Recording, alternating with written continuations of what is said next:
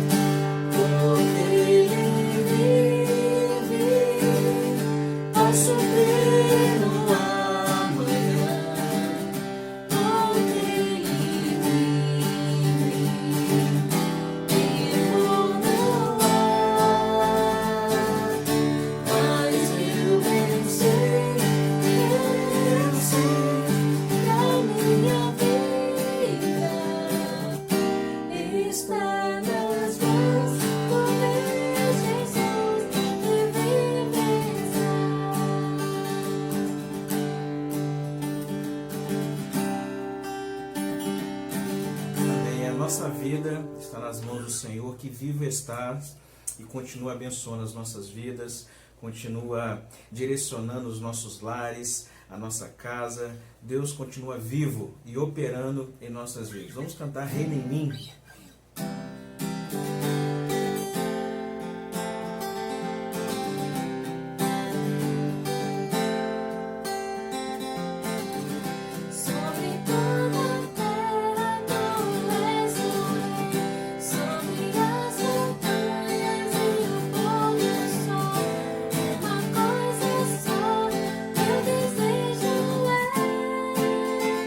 Reinar em mim, Senhor.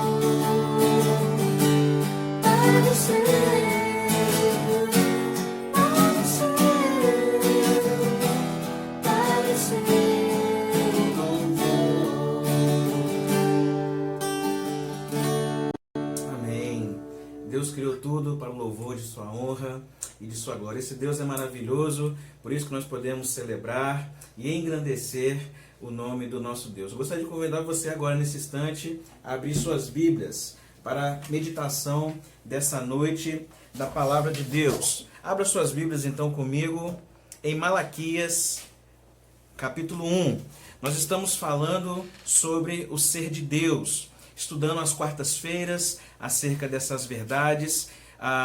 E é importante entendermos isso na nossa vida prática. Estamos falando sobre a soberania de Deus, os seus atributos, que Deus é um Deus imutável, perfeito em suas decisões, naquilo que Ele faz, um Deus maravilhoso, um Deus grandioso.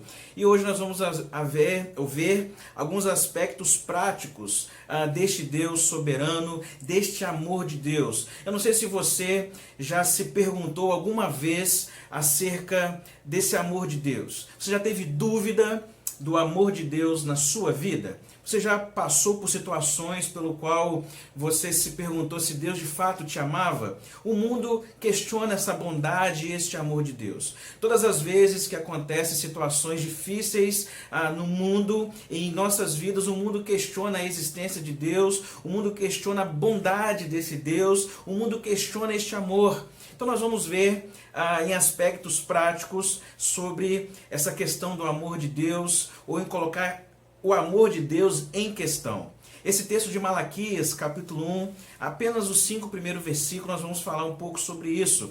Diz o seguinte, a palavra de Deus, Malaquias, capítulo 1, dos versos 1 a 5.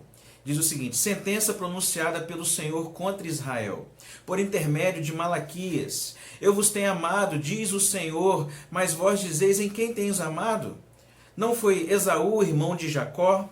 Disse o Senhor: todavia amei a Jacó, porém aborreci a Esaú. E fiz dos seus montes uma assolação e dei sua herança aos chacais do deserto.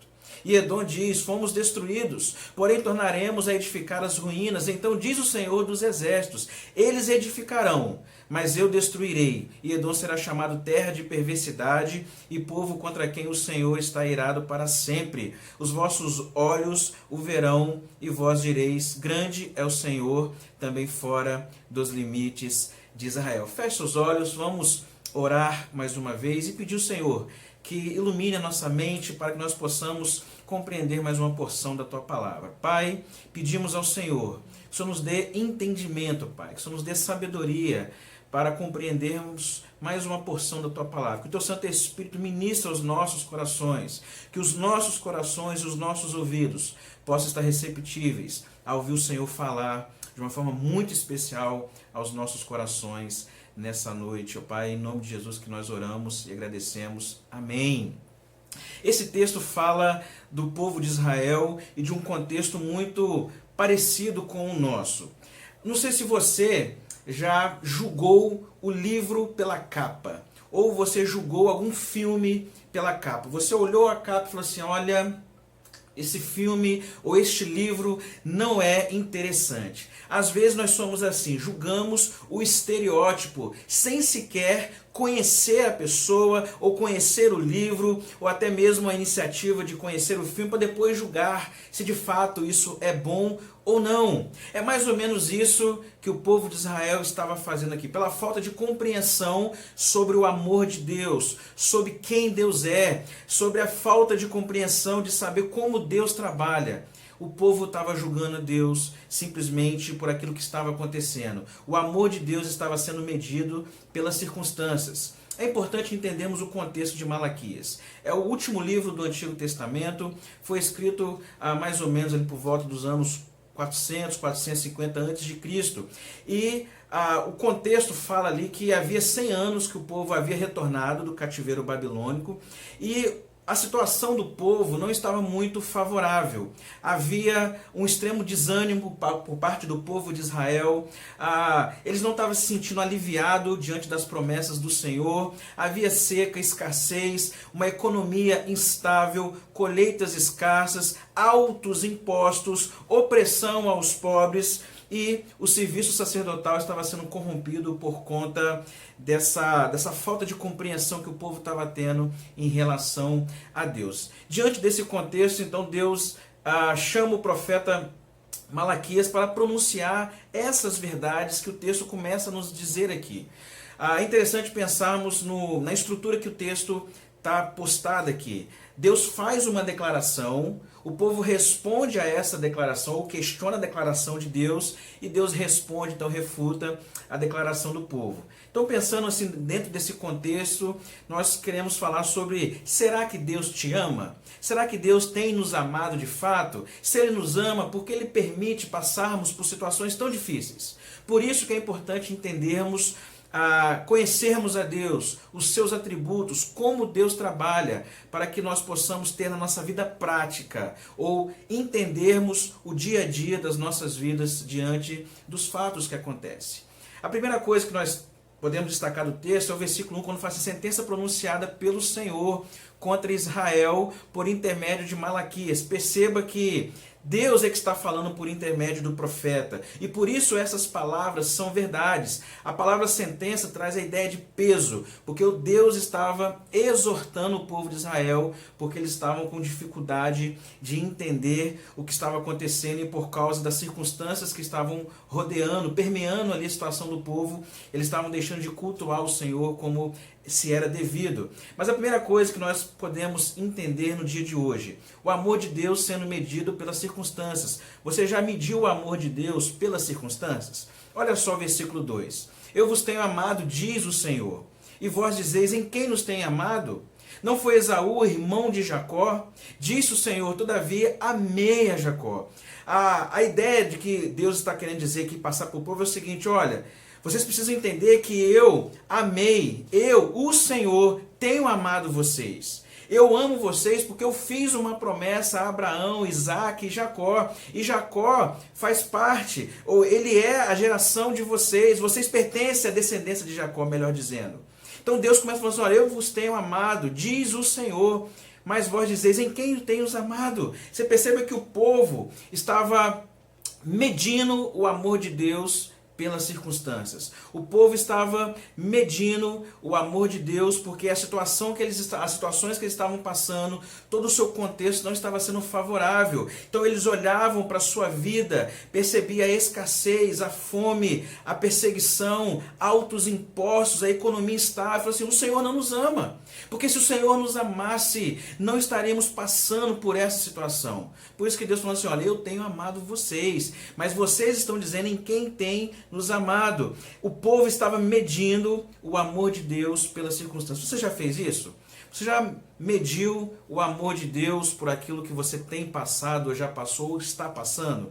O mundo faz isso, mede o amor de Deus pelas circunstâncias. Mas nós temos que entender que isso não é bom para as nossas vidas. Isso não é interessante diante daquilo que a palavra de Deus nos ensina. Nós temos que entender que o amor de Deus não pode ser medido por aquilo que Ele nos dá. Às vezes nós associamos o amor de Deus àquilo que temos. Se nós temos um bom emprego, um bom salário, uma boa casa, nós temos a sensação de que aí de fato está o amor de Deus, e Deus tem nos amado. Isso acaba se tornando uma ideia equivocada sobre a soberania de Deus e sobre o amor de Deus. Nós não podemos medir o amor de Deus pelas circunstâncias, nem por aquilo que temos. Nós não podemos medir diante das circunstâncias que nos rodeiam, porque senão nós vamos limitar a ação de Deus ou ter uma ideia equivocada acerca desse Deus.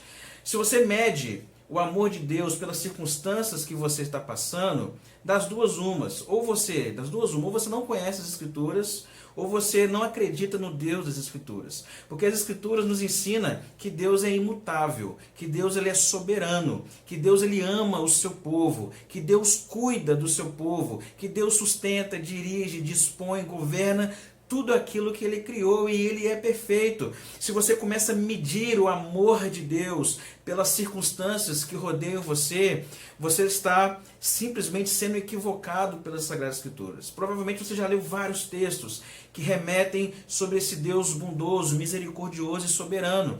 Por exemplo, o texto de Filipenses 1,6 diz o seguinte: estou plenamente certo de que aquele que começou a boa obra em vós há de completá-la até o dia de Cristo Jesus. Malaquias 3:6, porque eu sou o Senhor e não mudo, por isso vós, ó filhos de Jacó, não sois consumidos. Jó 42:2, bem sei que tudo podes, e nenhum dos teus planos podem ser frustrados. Isaías 14:24, como pensei, assim sucederá, e como determinei, assim efetuará. São vários textos que nos mostra o governo soberano de Deus, o amor de Deus, que Deus está presente em todos os lugares, que Deus sabe o que está fazendo. Então, você questionar o amor de Deus, a sua bondade, a sua misericórdia, diante das circunstâncias que nos rodeiam, é você se equivocar quanto a esse Deus. Ou você não conhece as Escrituras, ou você não crê no Deus das Escrituras. O povo de Israel aqui,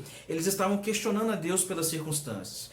A colheita não estava indo muito bem, a economia estava instável, as coisas não estavam favorecendo ao povo, e por isso eles estavam medindo o amor de Deus e questionando o amor e a sua bondade e as suas promessas. E às vezes nós fazemos isso. Nós questionamos o amor de Deus, a sua proteção, as suas misericórdias pelas circunstâncias que nos rodeiam.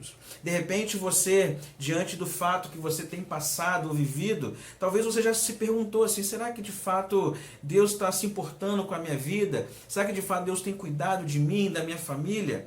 Isso é um perigo, porque mostra que você não tem tido a compreensão correta diante dos fatos daquilo que a Bíblia tem nos ensinado. Nós não podemos medir o amor de Deus diante das circunstâncias e diante dos fatos ou daquilo que você tem ou deixa de ter. Mas olha só a resposta de Deus para com o povo. Deus falou que amava o povo falou assim, mas em quem o Senhor tem nos amado? Aí Deus responde o povo. Versículo 2, parte B, não foi Esaú irmão de Jacó? Disse o Senhor, todavia amei a Jacó, porém aborreci a Esaú, e fiz dos seus montes uma assolação, e dei a sua herança aos chacais do deserto. Ou seja, a resposta de Deus em relação à indagação do povo, ao questionamento do povo sobre o amor de Deus, foi o seguinte, olha, eu amei o pai de vocês.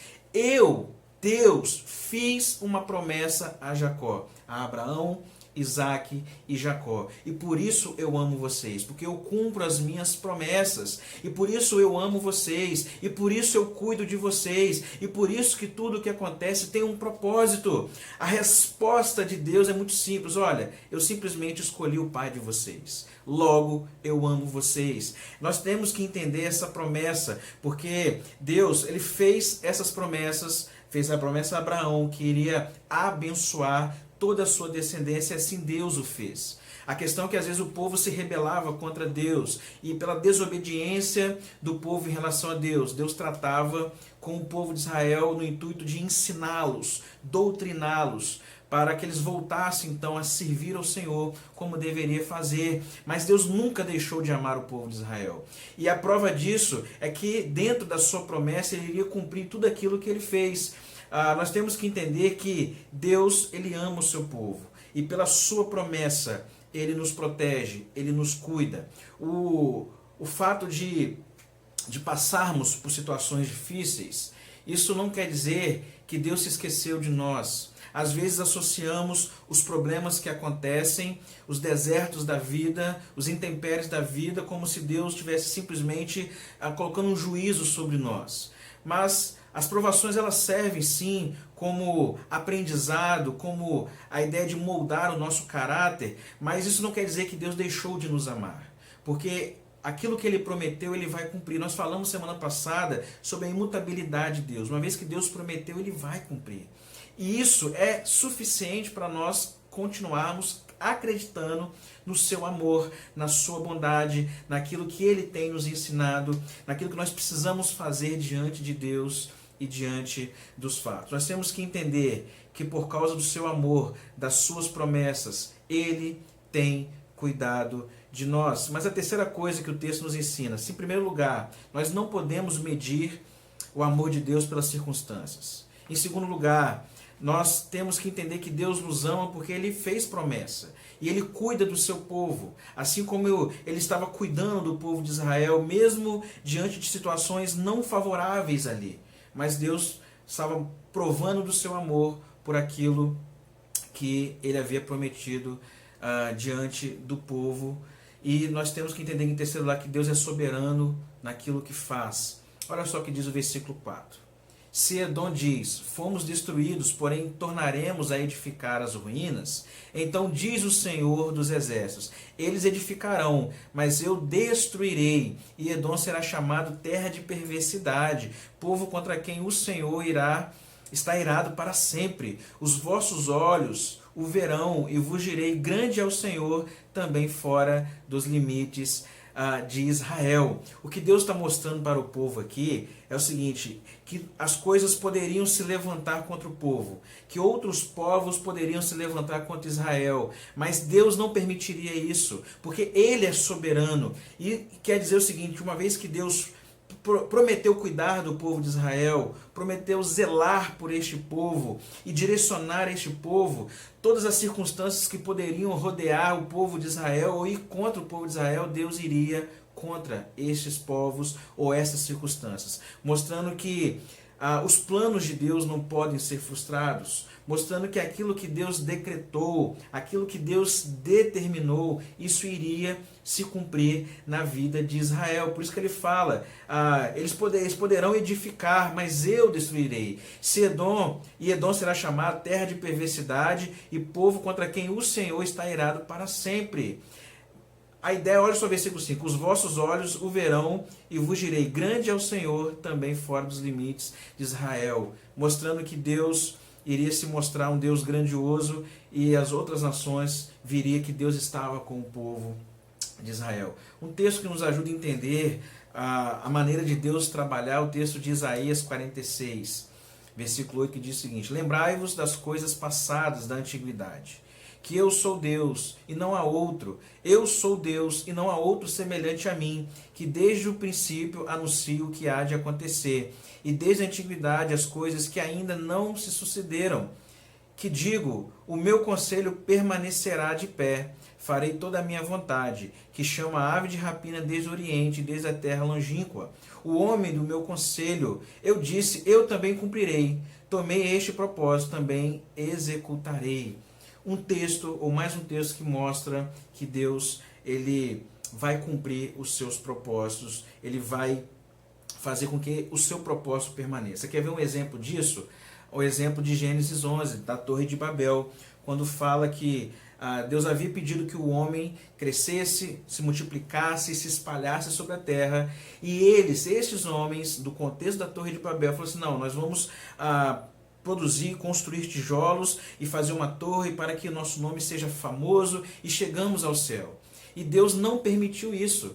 Deus cumpriu aquilo que Ele queria cumprir. Confundiu a língua dos homens e eles tiveram que se espalhar sobre a terra.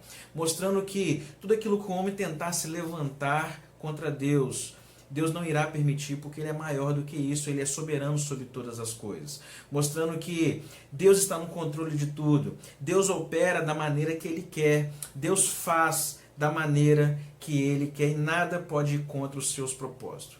O que nós precisamos entender diante disso? Esse texto de Malaquias nos fala que o povo estava medindo o amor de Deus porque as circunstâncias não estavam favoráveis a eles. Estava havendo altos impostos, economia estável, e diante desses fatos, eles estavam falando assim, Deus não nos ama, Deus esqueceu de nós, as coisas não têm melhorado. Eu não sei se você já passou por isso, eu não sei se você já pensou dessa maneira, diante de fatos como esse. Quando você passa por situações difíceis e você talvez chega ao ponto de questionar o amor de Deus. O mundo faz isso, mas nós precisamos entender, assim como o povo de Israel precisava entender, que nós não devemos medir o amor de Deus diante das circunstâncias. Nós não devemos medir o amor de Deus por aquilo que temos. Nós não devemos medir o amor de Deus por aquilo que está em nossa volta. Nós temos que entender que Deus continua governando o mundo, que Deus é maior do que qualquer outra coisa deste mundo e que Deus se importa comigo, se importa com você. O amor dele transcende qualquer obstáculo, qualquer situação adversa. Nós precisamos entender isso, porque se você não entender que Deus ama você, mesmo diante das situações difíceis que você passa, você corre o risco de fazer como o povo de Israel. Eles foram se enfraquecendo, perdendo o ânimo ao ponto de refletir no seu culto. Eles deixavam de cultuar o Senhor como deveria cultuar. Eles levavam animais mancos, coxos, para servir ao Senhor. Inclusive o sacerdote estava aceitando esse tipo de adoração. E Deus exorta o povo, mostrando que eles estavam errados. Você perder esse foco de Deus, você não colocar em prática tudo aquilo que a palavra de Deus te ensina acerca desse Deus soberano, desse Deus perfeito, desse Deus imutável, desse Deus transcendente, desse Deus imanente. Se você não colocar isso em prática na sua vida, você vai permitir que todos os seus problemas, todas as situações adversas venham minar o seu ânimo, a sua vontade de servir ao Senhor e minando também a sua fé. As pessoas deixam de ir na igreja por conta disso. As pessoas deixam de orar por conta disso. As pessoas deixam de ler a palavra de Deus por conta de não entender que Deus nos ama apesar das circunstâncias adversas. Se você lembrar do Salmo 23, o texto fala que mesmo passando pelo vale da sombra da morte, Ele estaria conosco. É no vale, diante das situações difíceis, Deus estaria conosco e sempre está.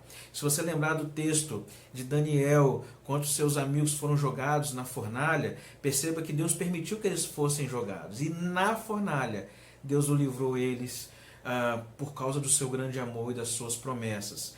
Perceba que as situações adversas, os problemas que você enfrenta, seja no âmbito familiar, espiritual, profissional, você não pode medir o amor de Deus por conta dessa circunstância. Entenda que Deus te ama, continua derramando as suas misericórdias sobre a sua vida. Ele continua direcionando a sua história e a sua vida. Não vamos fazer como o povo de Israel estava fazendo aqui. Não vamos medir o amor de Deus diante dos fatos. Perceba a importância de conhecermos esse Deus e colocarmos em prática aquilo que conhecemos. Porque você conhece a Bíblia. Muito provavelmente você já leu esses textos.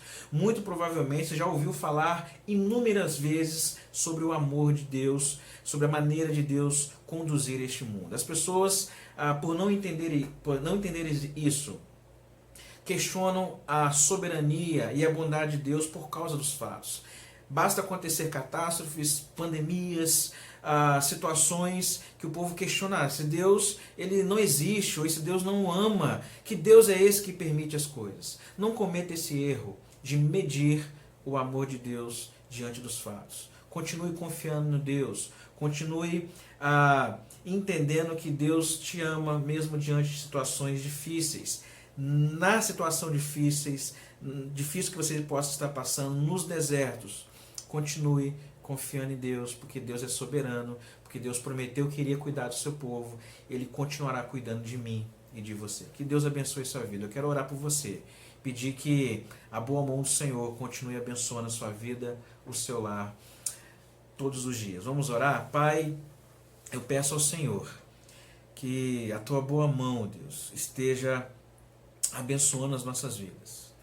Que possamos, ó Deus, não olhar com os nossos olhos físicos para os problemas, mas diante dos problemas, olhar para o Senhor e enxergar o teu amor que nos alcança. A prova do teu amor foi o Senhor ter enviado teu Filho na cruz para morrer por nós. A prova do teu grande amor é mostrar que o Senhor trouxe reconciliação diante, ó Deus, do pecado que estava nos assolando, Pai. Obrigado, porque o Senhor mostra o teu amor, a tua infinita bondade para conosco. Ó Deus, fortaleça a nossa fé, nos dê esperança para continuarmos caminhando firmes, ó Deus, diante dos problemas e das adversidades, ó Pai. Continue nos abençoando, continue, ó Deus, abrindo as nossas mentes, ó Deus, continue trazendo conforto e esperança, ó Pai. Alcance todas essas pessoas que estão nos acompanhando aqui, ó Deus. Alimente a fé de cada uma delas, ó Deus. Dê esperança e sabedoria, ó Pai. Essa oração que nós fazemos em nome de Jesus. Amém e amém. Que Deus continue abençoando a sua vida. E quero agradecer pela companhia, por estar acompanhando os nossos cultos de quartas-feiras, e que a boa mão do Senhor continue abençoando o seu lar, a sua casa, e que Deus continue derramando as bênçãos sem medida sobre a vida de vocês. Forte abraço. Deus abençoe a cada um de vocês.